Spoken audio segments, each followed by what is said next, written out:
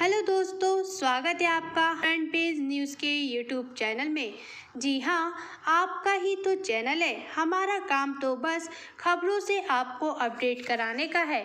देखा जाए तो आप सबके सहयोग से ही ये चैनल है और आप कितना जुड़े हैं हमसे ये तो मैं नहीं बता सकती, लेकिन मैं उन सब्सक्राइबर से ज़रूर जुड़ चुकी हूँ जिन्होंने इस चैनल को सब्सक्राइब कर लिया है, और जिन्होंने नहीं किया है वो देर ना करें, क्योंकि अभी हमारा बहुत ही इम्पोर्टेंट सेक्शन चालू होने वाला है जिसमें आप चल रहे ताज़ा टॉपिक को थोड़ा और गहराई से जान पाएंगे। तो जल्दी से सब्सक्राइब करके बेल आइकन पर क्लिक कर दीजिए, जिससे आपको हमारे वीडियोस तक पहुंचने में ज़्यादा ढूंढने की ज़रूरत ना पड़े। तो चलिए शुरू करते हैं आज की खास, बड़ी, ताज़ा और महत्वपूर्ण खबरों के साथ।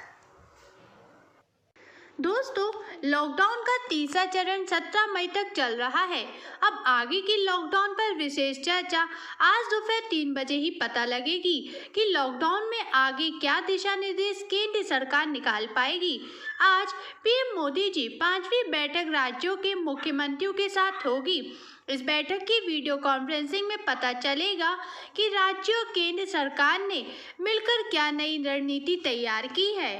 दोस्तों, अगली खबर दिल्ली से है, जहां दिल्ली एनसीआर के आसपास लॉकडाउन में तीसरी बार भूकंप का झटका आया। भूकंप की तीव्रता 3.4 मापी गई है। हालांकि ये भूकंप भी पहले वाले भूकंप जैसा ही था, तो कहीं से कोई जान माल की हानि की खबर नहीं आई है। दोस्तों, पिछले महीने हमने देखा था कि दिल्ली में 12 से 13 अप्रैल को भूकंप आया था। इसमें अच्छी बात यह है कि सभी सही सलामत हैं, क्योंकि प्राकृतिक आपदा को रोका तो नहीं जा सकता, लेकिन हमें खुद को हर आपदा से बचने के लिए हमेशा तैयार रहना चाहिए। इसी के साथ बढ़ते अगली खबर की ओर।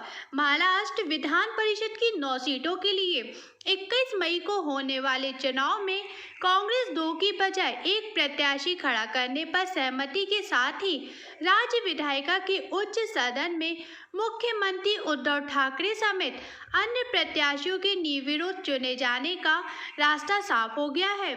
इन खबर में एक और बात सामने आई है कि कांग्रेस पार्टी अब जालना जिला परिषद के सदस्य राजेश राठौर को प्रत्याशी के रूप में खड़ा करेगी, जिसके बाद ठाकरे का विधान परिषद में जाने का रास्ता साफ हो गया है। विधान परिषद के वर्तमान सदस्यों का कार्यकाल 24 अप्रैल को समाप्त होने के बाद 9 सीटें खाली हो गई थी। सत्ताधारी गठबंधन महाविकास आघाड़ी ने अब तक राठौर समेत 5 उम्मीदवारों के नाम की घोषणा की है। आगे के नतीजे के लिए जुड़े रहिए हमारी खबरों के साथ, और अभी बढ़ते हैं अगली खबरों की तरफ। दोस्तों, आपने पिछले दिनों औरंगाबाद की दिल दहला देने वाली खबर तो देखी ही होगी, जहां 15 मजदूर एक ट्रेन की चपेट में आ गए थे। शुक्र है कि ये घटना दोबारा होने से बच गई।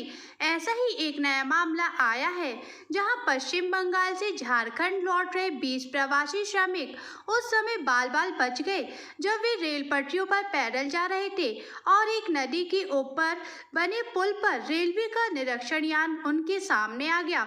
अधिकारियों ने बताया कि श्रमिक किसी तरह धार्मिक स्थान तारापीठ पहुंचे थे और उसके बाद शुक्रवार रात पैदल ही झारखंड के लिए रवाना हो गए।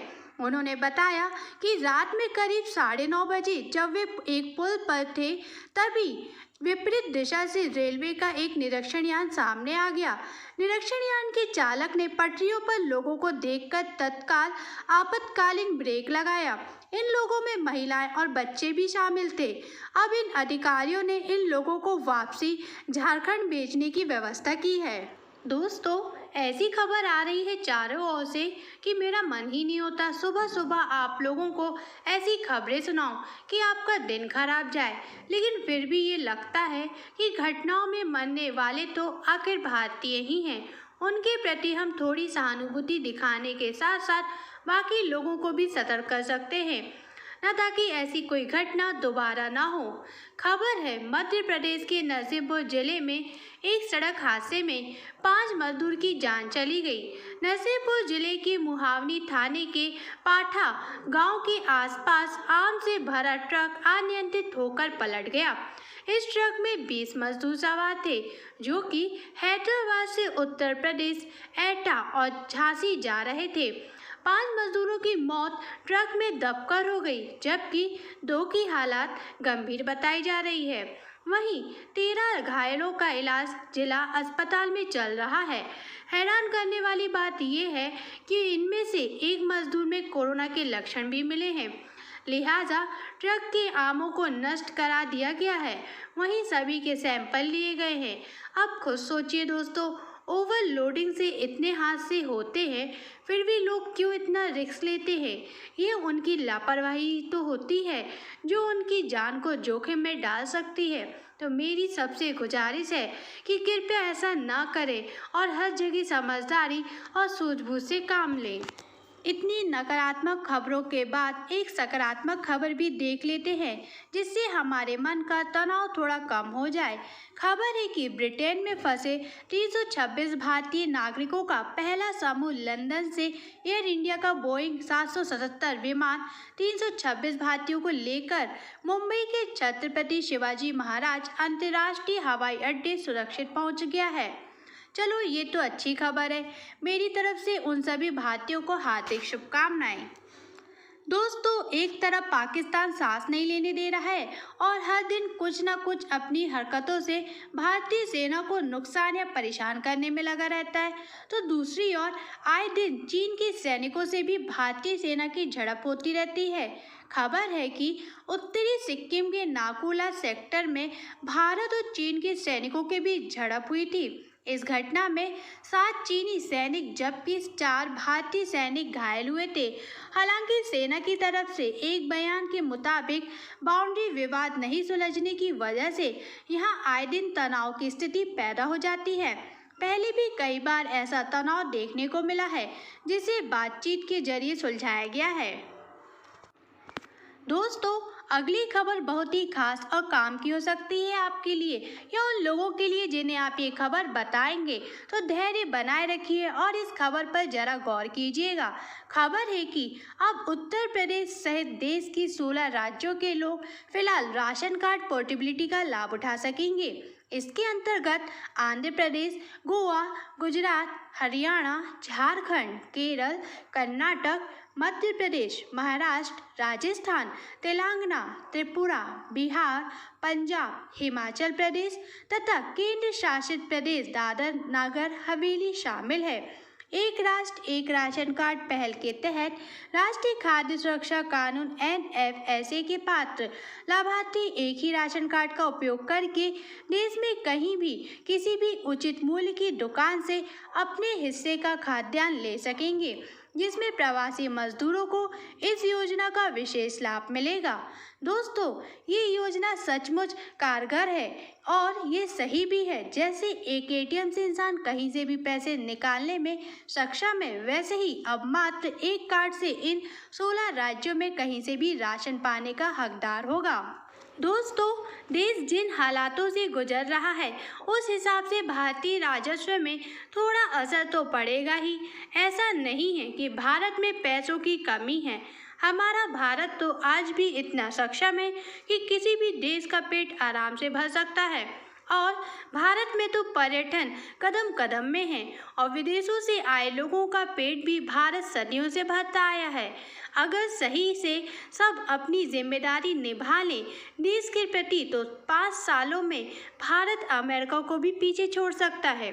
लेकिन हालात ऐसे हैं कि हम एक दूसरे से ही उलझे रहते हैं और भारत का पैसा सही जगह लग नहीं पाता, जिस वजह से राजकोष में कमी आ जाती है। ऐसी ही कमी बिहार के राजकोष में आई है। तो आइए देखते हैं बिहार सरकार ने केंद्र से क्या मांग की है। बिहार की उप मुख्यमंत्री सुशील मोदी ने भी वित्त मंत्री निर्मला सीतारमण को पत्र लिखकर कहा कि केंद्र सरकार से पूरे साल के दौरान मिलने वाले अनुदान और केंद्रीय अंश को एक साथ जल्द देने की मांग की है। उन्होंने पंचायती राज संस्थाओं व शहरी निकायों को 15वें वित्त आयोग की अनुशंसा पर मिलने वाले 7,434 करोड़ के अनुदान के साथ साथ विश्वविद्यालय शिक्षकों के वेतन पर होने वाले व्यय और समग्र शिक्षा अभियान का केंद्रांश पहली तिमाही अप्रैल टू जून में ही जारी करने की मांग की है। लॉकडाउन के दौरान अब रेलवे ने 12 मई से ट्रेनों को चलाने का बड़ा ऐलान किया है। रेल मंत्रालय पीयूष गोयल ने कहा है कि रेलवे चरणबद्ध तरीके से अपनी सेवाएं शुरू करने की योजना बना रही है। भारतीय रेलवे की योजना है कि 12 मई से धीरे धीरे ट्रेनों का संचालन शुरू किया जाएगा। इस दौरान नई दिल्ली स्टेशन से डिब्रूगढ़, अगरतला, हावड़ा, पटना, बिलासपुर, रांची, भुवनेश्वर, सिकंदराबाद, बेंगलुरु, चेन्नई, तिरुवनंतपुरम, मडगांव, मुंबई सेंट्रल, अहमदाबाद और जम्मू तवी को जोड़ने वाली इन ट्रेनों को विशेष ट्रेनों के रूप में चलाया जाएगा। इन ट्रेनों में आरक्षण के लिए बुकिंग 11 मई को शाम 4 बजे से शुरू होगी और केवल IRCTC की वेबसाइट से ही टिकट किए जा सकेंगे। रेलवे स्टेशनों पर टिकट बुकिंग काउंटर बंद रहेंगे और कोई काउंटर टिकट प्लेटफॉर्म टिकट सहित जारी नहीं किया जाएगा। देखते हैं आज की आखिरी खबर और दोस्तों इस खबर के बाद कोई बड़ी खबर होगी तो आपको अगले वीडियो में अपडेट होके मिल जाएगी। तब तक देखते हैं आज की लास्ट न्यूज़। दिल्ली के नेपसराय इलाके में एक डॉक्टर की खुदकुशी के मामले में गिरफ्तार किए गए आम आदमी पार्टी आप के विधायक प्रकाश जरवाल को अदालत ने 4 दिन की पुलिस रिमांड पर भेज दिया है। दिल्ली पुलिस ने जरवाल की 10 दिन की रिमांड मांगी थी, लेकिन अदालत ने 4 दिन की ही रिमांड मंजूरी की। दिल्ली पुलिस ने शनिवार को देवली से आम आदमी पार्टी के विधायक प्रकाश जरवाल को गिरफ्तार किया था। कोर्ट ने उनके खिलाफ गैर जमानती वारंट जारी किया था। जरवाल के एक सहयोगी कपिल नागर को भी गिरफ्तार किया गया था। 18 अप्रैल को दिल्ली के नेपसराय इलाके में 52 साल के डॉक्टर राजेंद्र सिंह ने फांसी लगाकर आत्महत्या कर ली थी। मृतक के पास से 2 पेज की सुसाइड नोट मिला था, जिसमें उसने आत्महत्या के लिए इलाके के विधायक प्रकाश जरवाल और उसके सहयोगी कपिल को जिम्मेदार ठहराया था। पुलिस ने आप विधायक और उसके सहयोगी के खिलाफ केस दर्ज कर लिया था। तो दोस्तों हमारे साथ जुड़े रहने और न्यूज़ को पूरा देखने के लिए धन्यवाद। ये थी अब तक की खास खबरें। उम्मीद है आपको ये पसंद आया होगा। मिलते हैं अगली वीडियो में कुछ अन्य खास खबरों के साथ। तब तक के लिए अपना ध्यान रखिए और सुरक्षित रहिए। जय हिंद, जय भारत।